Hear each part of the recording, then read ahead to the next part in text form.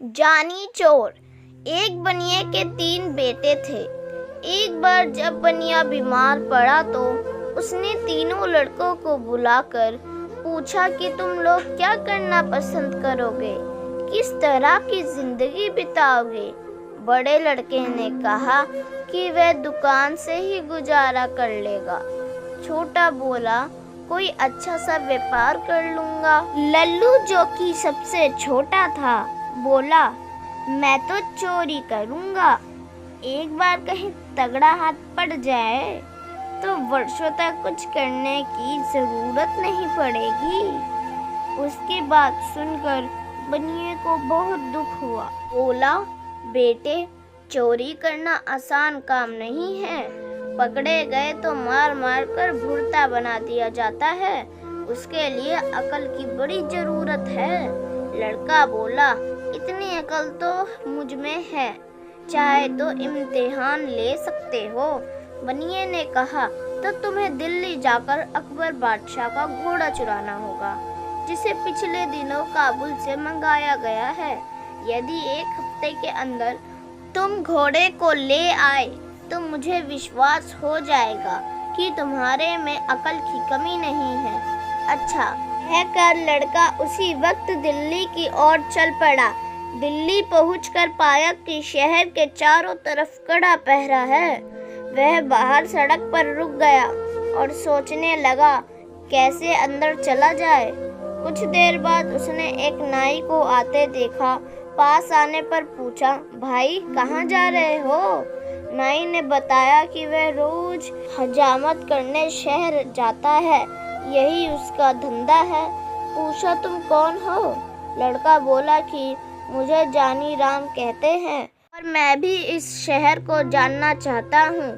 नाई ने बताया कि शहर के अंदर वही आदमी जा सकता जो कुछ काम करता हो, फालतू आदमी को शहर में नहीं घुसने दिया जाता। सुनकर जानी राम सोचने लगा कैसे शहर में घुसा जाए। नाई से वह बोला, अच्छा भाई, मैं वापस ही लौट जाऊंगा, लेकिन मेरी हजामत तो बनाते जाओ। नाई ने उसकी बात मान ली। बोला, बैठ जाओ। जानी राम बैठ गया, किंतु पानी ना होने के कारण हजामत कैसे बनती। तभी जानी राम ने दूर एक तालाब की ओर इशारा किया। बोला, वहां से कटोरी में पानी भर लाओ, तभी हजामत बनेगी। नाई ने अपनी पेटी वहीं रख दी और पानी लेने चला गया। अब क्या था, जानी राम ने पेटी को कंधे पर लटकाया और अपने को नाई बताकर तेजी से शहर के अंदर घुस गया। शहर पहुंचकर वह एक भटियारी के पास रहने लगा। धीरे धीरे उसने भटियारी को काबू में कर लिया। उससे बोला, अगर तू होशियारी से मेरा काम करती रहेगी तो मैं तुझे रोज एक अशर्फी दूंगा। बुढ़िया राजी हो गई तो उसने बताया कि आज से मेरा नाम जानी चोर है, किसी को पता नहीं चलना चाहिए कि जानी चोर कहाँ रहता है। अगले दिन उसने एक पर्चा लिखकर बुढ़िया को दिया कि उसे ले जाकर दरबार में डाल दे। पर्चे में लिखा था, बादशाह सलामत, जानी चोर इस शहर में आ चुका है, वह आपके काबुली घोड़े को चुरा लेगा। बुढ़िया ने वह पर्चा अपने तोते को दिया और तोता उसी वक्त पर्चे को दरबार में डाल आया। बादशाह ने पर्चा पढ़ा तो चकित रह गए। जानी चोर की यह हिम्मत, ससुरे को घोड़े की पूंछ से ना बंधवा दिया तो कहना। बादशाह ने एक ऐलान कर दिया कि आज रात को जो हमारे घोड़े की रखवाली करेगा उसे 500 रुपये इनाम दिए जाएंगे। सुनकर एक लालची सुनार दरबार में पहुंचा और घोड़े की रखवाली का काम ले लिया। बुढ़िया से जानी चोर को जब मालूम हुआ कि सुनार ने घोड़े की रखवाली की जिम्मेदारी ली है तो उसने बुढ़िया से पूछा, सुनार के घर में और कौन कौन है? बुढ़िया ने बताया कि उसके माता पिता, भाई बहन सभी हैं। उसका एक लड़का जवान है जो नौकरी करने परदेश गया है और कई वर्षों से घर नहीं लौटा। जानी चोर खुश होकर बुढ़िया से बोला कि अब काम बन जाएगा, तू लोहा, पीतल और गिल्ट के कुछ टुकड़े जमा कर उसकी एक पोटली बना ले। बाहर से सुंदर रेशमी कपड़ा लपेट देना, बुढ़िया ने वैसा ही किया। शाम के वक्त जानी चोर ने पोटली बगल में रखी और सुनार के घर जा पहुंचा। घर पर उस रात सुनार की घरवाली और उसके लड़के की बहू थी। जानी चोर ने दरवाजा खटखटाया और माँ को पुकारा। सुनार की घरवाली पिया हो चुकी थी, आंखों से साफ साफ दिखता ना था।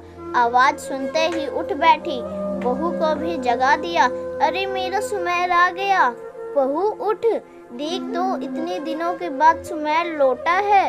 बहू भी उठ खड़ी हुई। माँ ने बेटे को गले लगाया, बोली अब तो तेरी आवाज, रंग रूप सब कुछ बदल गया है मेरे लाल। हाँ माँ, 12 वर्ष में तो तुम भी बदली बदली सी लग रही हो। पास ही बहू घूंघट काढ़े खड़ी थी। जानी चोर ने पिता के बारे में पूछा। मालूम हुआ कि वह आज पहरे पर गए हैं। शहर में जानी चोर आया है, वह बादशाह के घोड़े को चुराना चाहता है। रात में बहू ने बढ़िया खाना बनाकर उसे खिलाया। माँ अपने कमरे में सो गई, वह भी बहू के साथ कांठे पर जा पहुंचा। देर तक उन दोनों में बातचीत होती रही। अंत में बहू ने पूछा, अपने माता पिता के लिए तुम बहुत सा रुपए कमा कर लाए होगे, मेरे लिए भी कुछ लाए हो? जानी चोर मुस्कुराया और पोटली को खनखनाता हुआ बोला, यह देखो, इस बार तुम्हारे लिए बहुत कुछ लाया हूँ। उन चीज़ों से भी बढ़कर है जो कि तुम अपने मायके में से लाई हो। जरा लाना तो उन चीज़ों को इनके मुकाबले की है भी या नहीं। बहू बहुत प्रसन्न हुई, अपने सारे जेवर लाकर रख दिए।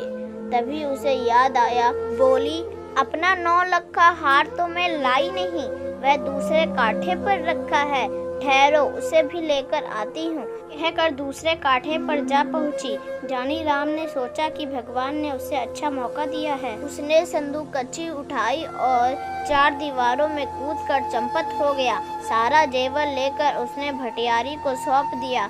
अगले दिन घर लौटने पर जब सुनार को इस बात का पता चला तो उसकी बोलती बंद हो गई। कहाँ 500 रुपये इनाम मिलने की खुशी थी, वहाँ हजारों की चपत पड़ गई। उसने सोचा कि यह जानी चोर का ही काम है। वह रोता तड़पड़ाता बादशाह के दरबार में पहुंचा और अपनी कहानी सुनाई। सुनकर बादशाह को आश्चर्य हुआ। सोचने लगा, चोर ही नहीं, वह साथ साथ उस्ताद भी है। किस तरह उससे अपने घोड़े की रक्षा की जाए। दूसरे दिन फिर दरबार में चिट्ठी आ गिरी। इसमें भी घोड़े की चुराने की बात लिखी थी। चिट्ठी पढ़कर बादशाह ने घोड़े पर कड़ी निगरानी रखने को कह दिया। इनाम की राशि 500 से बढ़ाकर 1000 कर दी। इस बार घोड़े की रखवाली के लिए कोई तैयार न हुआ। लोग सोचने लगे कहीं इनाम के चक्कर में घर का न माल चला जाए। किंतु शहर के कोतवाल से न रहा गया।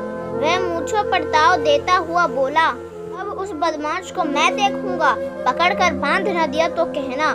जानी चोर ने भटियारी से फिर पता लगाया कि इस बार पहरे पर कोतवाल साहब आए हैं। उसने दुल्हन जैसे कपड़े पहन लिए और एक थाली में धूप बत्ती जलाकर मंदिर की ओर चल पड़ा।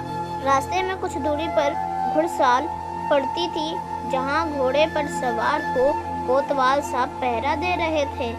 रात के समय एक सुंदर स्त्री को अपने पास से गुजरते हुए जब कोतवाल ने देखा तो रोककर पूछा, इस आधी रात में किसकी पूजा करने आई हो? औरत घूंघट निकालकर बोली, ठाकुर जी की पूजा करने आई हूँ। कोतवाल बोला, मैं भी तो ठाकुर हूँ। औरत हंसी के स्वर में बोली, हटो जी, क्यों मजाक करते हो? कोतवाल बोला, मजाक नहीं, सच कहता हूँ। तुम ठाकुर की पूजा करने चली हो, जबकि ठाकुर स्वयं तुम्हारी पूजा करना चाहता है। अच्छा, तो चलो वहाँ मंदिर में चलकर पूजा करना। ठाकुर खुशी से उछल पड़ा और अपने घोड़ों को साथ लेकर मंदिर में चला आया। उसने घोड़े को बाहर बांध दिया।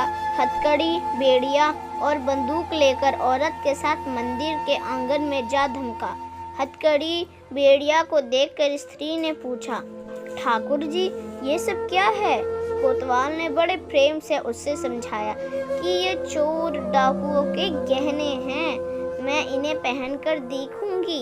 यह कहकर स्त्री ने हथकड़ियाँ लेकर अपनी कलाइयों में डाल ली उसकी कलाइयों में हथकड़ियाँ निकालते हुए कोतवाल बोला, ये तुम्हारे पहनने की चीज नहीं है, तुम्हारी कोमल कलाइयाँ इससे बल खा जाएंगी। स्त्री ने हट की, नहीं जी, मैं इन चीजों को पहनकर देखना चाहती हूँ कि कैसे पहनी जाती है। अच्छा तो रुक जाओ, मैं तुम्हें दिखाता हूँ इन्हें कैसे पहना जाता है। जैसे जैसे मैं बताता जाऊँ वैसे ही तुम मुझे पहनाते जाना। कहकर उसने अपने हाथों में हथकड़ी और पैरों में बेड़ियाँ डलवा दी।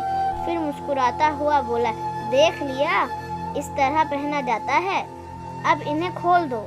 कोतवाल की बात सुनकर स्त्री जोर से हंसी। उसने अपनी नकली वेब फूशा को अलग किया और बंदूक उठाकर कोतवाल की छाती पर रख दी। पूजा करोगे बरखुरदार? जानी चोर की पूजा करना क्या आसान समझा है? जानी चोर का रूप देखते ही कोतवाल के होश उड़ गए। गिड़गिड़ाता बोला, भाई मुझे इस बार माफ कर दो, आगे से कभी तुम्हारे आड़े ना आऊंगा। किंतु जानी चोर कब सुनने वाला था।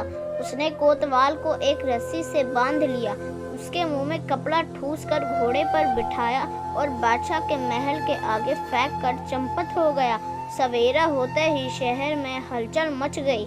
जानी चोर ने कोतवाल की वह दशा बनाई जो आज तक कभी न बनी थी।